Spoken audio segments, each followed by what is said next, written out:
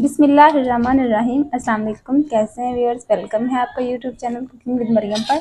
आज मैं आपके लिए लेके आई हूँ एक बहुत ही मज़ेदार बीफ की रेसिपी, बीफ पुलाव की रेसिपी।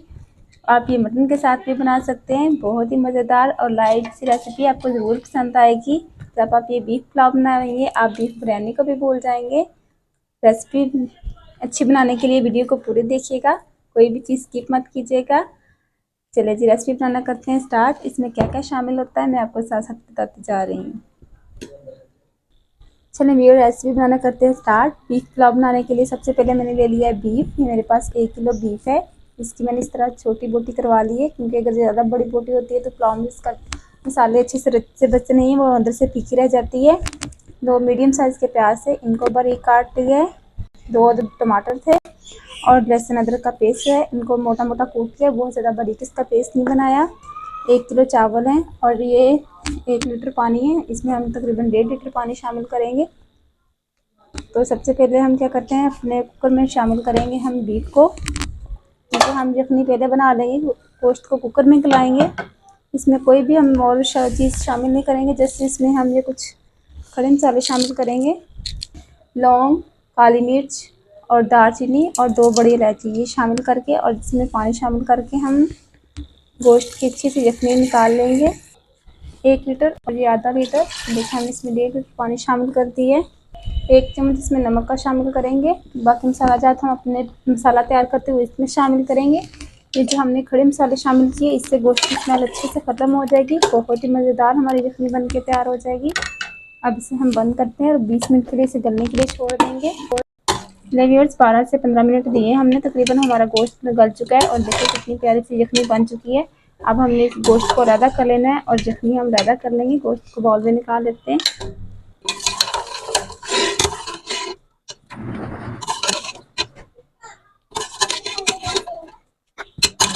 व्यूअर्स गोश्त हमने लैदा कर लिया, यखनी लैदा कर लिया। अब हमने इस तरह का पैन ऊपर रख लेना है, कढ़ाई खुली बर्तन। इसमें शामिल करेंगे हम ऑयल, आप घी भी यूज़ कर सकते हैं। 1 बड़ा चम्मच हमने इसमें घी का शामिल किया है।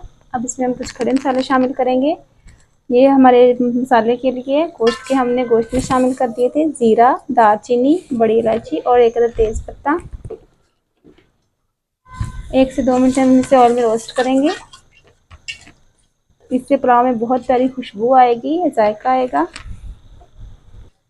मसाले हमारे रोस्ट हो चुके हैं। अब इसमें हम शामिल करेंगे प्याज, जो हमने बारीक काटा हुआ था।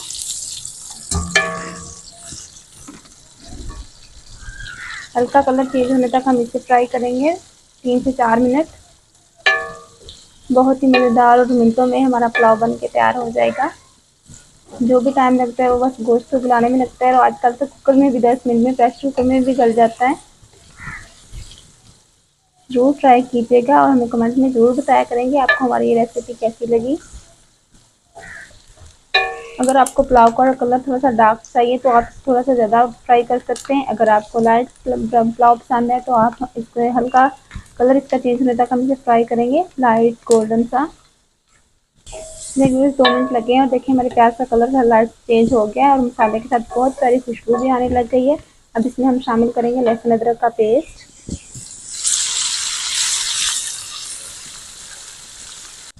लहसुन अदरक के पेस्ट भुन जाने के बाद इसमें हम टमाटर शामिल कर देंगे।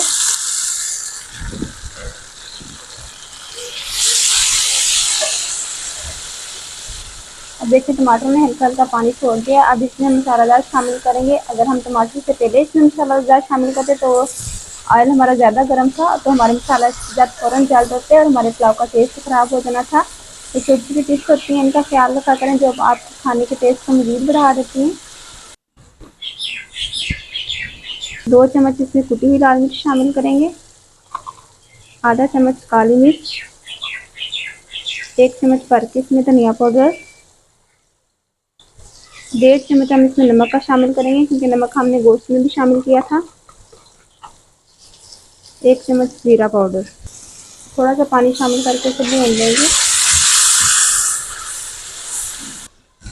मेरे 3 से 4 मिनट हो गए हैं मसाला भूनते, लेकिन मसाले ने ऊपर ऑयल छोड़ना शुरू कर दी है।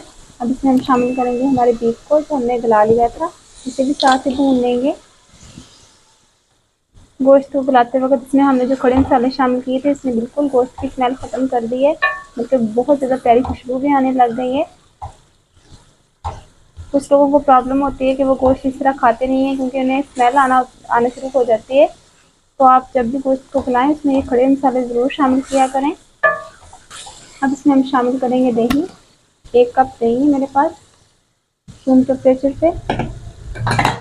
इससे क्या होगा कि हमारे चावल बहुत जूसी जूसी बनेंगे, नरम बनेंगे और एक जूसी सा टेक्सचर आ जाता है, बहुत मज़ेदार टेस्ट बनेगा।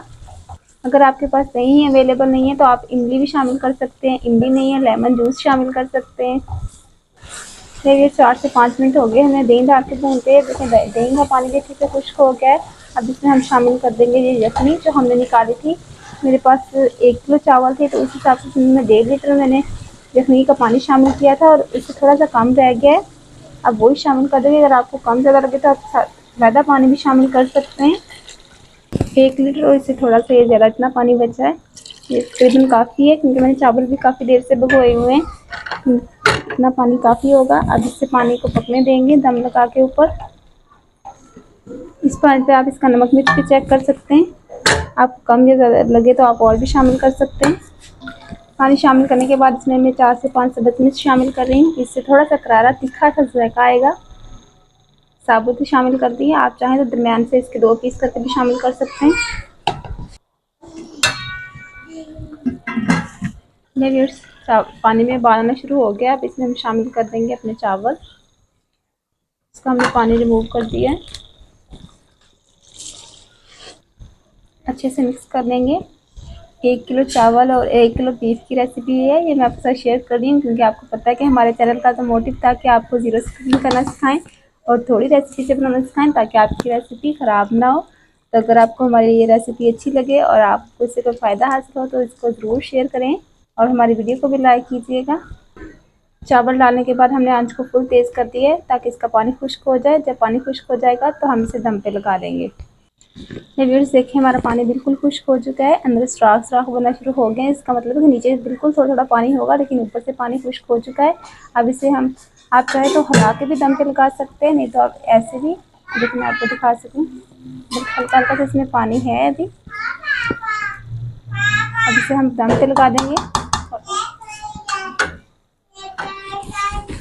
किसी भी रुमाल से, किचन टॉवल से आप इसे दम लगा सकते हैं। आँच को फुल लो करके हम दम वाली आँच पे सिर्फ 15 से 20 मिनट के लिए दम पे छोड़ देते हैं। ले व्यूअर्स, 10 मिनट हो चुके हैं दम पे लगाए हुए हमें, और माशाल्लाह देखिए कितना मज़ेदार और कितना यमी हमारा बीफ पुलाव बन के तैयार हो गया है। बिल्कुल खिला खिला खिला खिला चावल, जूसी चावल के एक एक दाने में आपको मुकम्मल जायका मिलेगा। ये आप मटन के साथ भी बना सकते हैं, सेम रेसिपी बिल्कुल। आप बीफ की जगह मटन यूज़ कर लीजिएगा। उम्मीद है आपको हमारी ये रेसिपी अच्छी लगेगी। वीडियो अच्छी लगे तो इसे लाइक कीजिएगा, शेयर कीजिएगा और हमारे चैनल कुकिंग विद मरीम को ज़रूर सब्सक्राइब कीजिएगा, ताकि इस तरह की अमेजिंग वीडियो आपको फ्री में देखने को मिले। मिलते हैं एक नई रेसिपी में, एक नई वीडियो में। तब तक हमें इजाज़त दीजिए। अल्लाह हाफिज़।